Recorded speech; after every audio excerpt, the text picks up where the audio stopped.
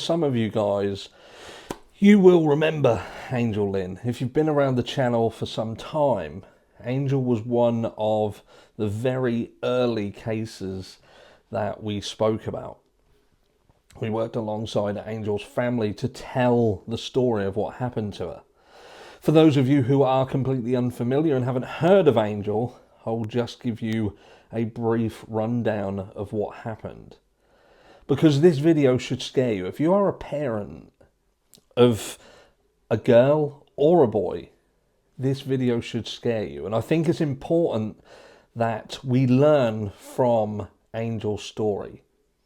And I hope that by doing this video, and I have reached back out to Angel's family, and I'm looking to do another video as well to raise more awareness because of the absolute importance of this situation, and that we learn as parents to navigate it. Because the onus isn't just on the parents of the girl, but it's as much on the parents of the boy. Because what happened to Angel was a catastrophic failure, but not a failure of parents. How can I say? It's learning how to navigate it. It's understanding how to navigate it. And it's a failure of society in general to raise enough awareness of this issue. And that issue is of domestic violence, coercion, and the catastrophic outcomes that you can see when that is not dealt with. It is not taken seriously, or the many warning signs, red flags, are missed. So Angel was a teenager girl. She was a teenage girl. She was in a relationship with a boy. She had previously been in another relationship that was fantastic. Fantastic. She had friends all around her. Brilliant friends. They shared a group of friends. But then that relationship broke down. As we see, not uncommon in teenagers, and, you know, it's just the way of the world. So that is not something that will ever change. Your children will go through relationships. They will have ones that you fall in love with the boy or the girl who your child is with. And you would hope that that would be the relationship that would carry on forever. But it's not the case. Things happen. They change. It just doesn't work out. And then what happens next is your child gets with someone who you, as someone who is more seasoned, as an adult, you see things that just don't add up. Things are wrong. And in Angel's case, this boy would come in the package that would be the glorious Shay Boskill. Now, Shay Boskill was not the sort of person who you would want your beautiful daughter to be around. He had been said to be involved in car thefts, and this sort of area of his life would eventually actually see him do time in prison.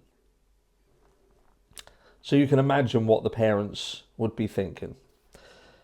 But there was also a very, very dark undertone in this relationship, and that was that Shay Boskill would be controlling Angel. He would be separating Angel from her friends that she had, her family, and causing her to feel that she was alone, and potentially that Shay was the only person who she could depend upon. And he would use numerous tactics to do this. And what you would see, or what you saw at the beginning of this video, was when all of this, what had happened, had culminated into this specific morning, when Shay Boskill would be seen grabbing Angel from the street while his friend Rocco was in the driver's seat waiting to drive away. They would get her in the van and they would go to a main road, a motorway, and she would be ejected from that van at a speed of around 65 miles per hour. Angel didn't die, but she received catastrophic brain injuries that would change the entire course of her life. The injuries were so extensive that at first they believed that she would not survive, and the family was told that they would need a miracle. Now, thankfully, that miracle came, and Angel would eventually come out of a coma, but the damage, again, was catastrophic, and it would, in effect, put Angel in a situation where her family initially, their statements would read that she just doesn't have a life now. She is trapped. She is trapped inside a broken body. But Angel was a fighter. She was a fighter, and there was a Channel 4 documentary. And what I will say is, if you are somebody who has children, whether it be boys or girls, I would get them to watch that documentary. I would tell every parent to watch that documentary. I would go as far as to saying schools should be showing this documentary. It should be a fundamental part of education in school. When you think that you can go to school and learn history, or you can learn about, I don't know, it's just things that just won't ever help anybody unless they go into very specific things as a job. I wasn't a fan of maths, but certain areas of maths, for instance, science, biology, chemistry, physics. I always thought, unless you're going to be a scientist, what's the point in learning science? But then something that destroys the lives of so many, such as domestic violence, and they don't really teach it. They don't really give people the tools that they need to be able to understand if and when it's happening to them, and the catastrophic repercussions of such a devastating situation. Now, recently, I made my thoughts and feelings sort of very clear about domestic violence and my thoughts and feelings around it. And, you know, it is what it is. But it's stories like Angel's. Angel doesn't live too far from ourselves. So this is very close to home. And I have 4 daughters and a son, albeit 2 of the girls are stepdaughters and a stepson. But look, ultimately, this happened. Angel was ejected. She sustained these injuries, and there is now this documentary. Angel has spoken. She has said, "Mum," something that they never believed possible. And again, recently, she has taken her first steps in 3 years. So she is on a road to recovery, but an incredibly, incredibly slow road to recovery. And it's unlikely to be a complete recovery, again, because of the catastrophic injuries that she received. But how do you deal with it as a parent? How do you navigate it? Because how can a parent tell their daughter that the person that they're with is not the right person for them if their daughter feels that they are in love with that person? But I feel that is when some of the responsibility comes into the parents of the male, the boy. They should, if you're the parents of a boy, and what I will say is this isn't exclusively the way round that it goes. This can be the other way round, and that can be that you can have a boy who is being abused by a girl. But what I'm trying to say is the onus isn't purely on the parents of the victim to do the heavy lifting. More responsibility should also be placed on the parents of the child who is the abuser. And you should be doing some of the heavy lifting to make sure that it doesn't continue, and to work extremely hard to protect your child from heading in a direction that will eventually see them, quite possibly, end up in prison for 12 years, like Shay Boskill. Now, don't believe that that came easily.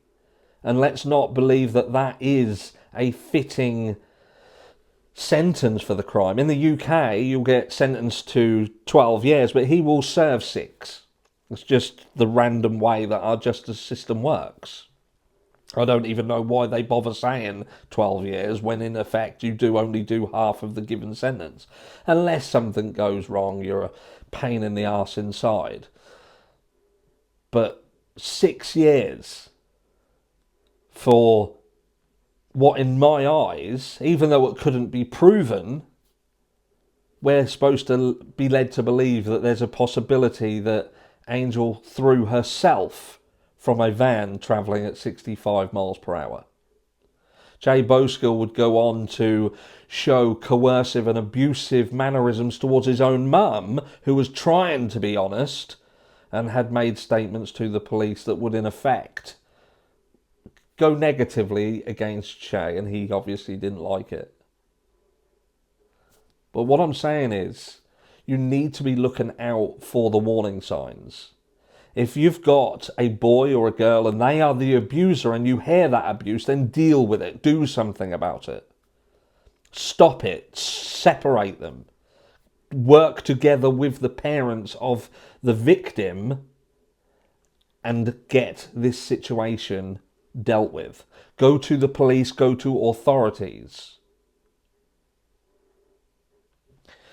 If you are the parents of the victim, and this is more easy with females, because what we saw with Angel was a very attractive girl, and what you saw was her change. She would change the way in which she dressed. She would no longer wear the typical clothing that especially dads would probably look at their daughter and think, fucking hell, she's not going out in that. But you just need to let them grow up and let them live. But when your daughter then starts to hide who she is and is wearing tracksuits rather than skirts and no longer doing their hair and wearing hats or just tying it up in a bun and no longer using makeup, these are all things that you should look at for things that change, for things that make you look at your child and go, hold on a second, something's gone wrong here, something isn't right, something isn't normal. At the end of the day, adults are the adults in both of these situations, and it's up for the adults to do the heavy lifting. It's not your job to be your child's friend. It's not your job to fortify bad situations. It's your job to keep your children safe. And sometimes that comes at a risk of pissing your child off. But you're not here to be their best friend. You're here to keep them safe. And sometimes you have to make hard decisions and work extremely hard in order to avoid situations like this. And I feel that for many, they don't know how to navigate it. They don't navigate it, and there is a repercussion to that avoidance of it, or the ignorance of it, if they haven't been looking close enough. But if you are someone who has navigated this, write down in the comments below how you navigated it. If you know of resources that can be used, or you've got any tips for people, please let it be known down below. My advice is just to keep your eyes open, keep being vigilant, look for the changes. If you are friends of people, if friends need to look out for one another. Friends need to step in where they can. Friends can be powerful. If you do not ostracize one of your friends for their decisions, but instead you keep that friend, you stay close to them, you keep an eye on them, and you understand that the way in which they can be acting that you perhaps now no longer like, that is not a cue for you to leave them, to ditch them. It's for you to worry and be their friend. And to think, hold on, why is my friend being this way? But Angel Lynn is on the road to recovery. And I wish her and her family all the very, very best in that what will be a very difficult road ahead. But we as a society, we as parents, we as friends of people need to do more. And I hope that this video sort of works some way to making someone, whether it be one family that recognises something that may be going on in their life, and they make that decision to do something. And not just sit there hoping and praying that this teenage love will just fizzle out, or things will get better, or they will deal with it themselves. Because this story proves that that's not always the case. Catch you all in the next one.